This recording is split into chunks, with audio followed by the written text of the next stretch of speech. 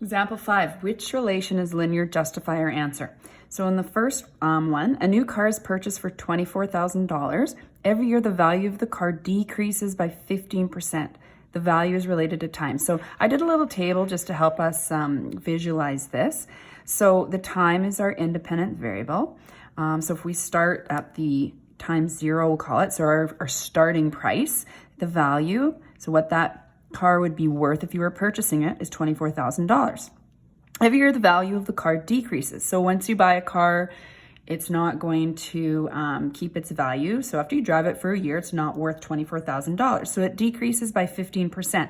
So we would take 24,000, we're going to times that by 15%. Remember, with percent, we're going to convert that to a decimal. So you would use your calculator for that.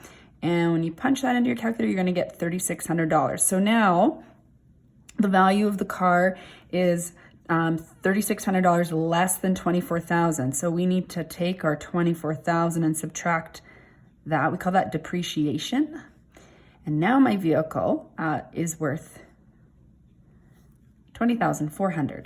Okay, so at the beginning of year 1, it's now worth this. So it changed by $3,600. I want to see if it changes by $3,600 again.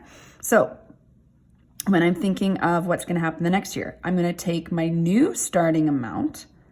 So now my vehicle is worth $20,400, and I'm going to multiply that by 15% and see what I get there. So when I plug that into my calculator, we're going to times that by 0.15. I'm going to get 3,060 this time.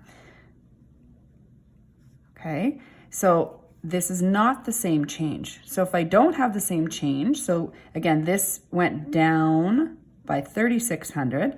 Now, when we subtract, we're going to subtract 3,060 from this, and now it's worth that much in year 2. Now, I don't really necessarily need the values as much as recognizing that at first it went down by 3,600, a little bit easier to see it here, and then it went that. So it did not have a constant change. So that's what we're looking for with linear relations, not a constant change. So that means this is not linear.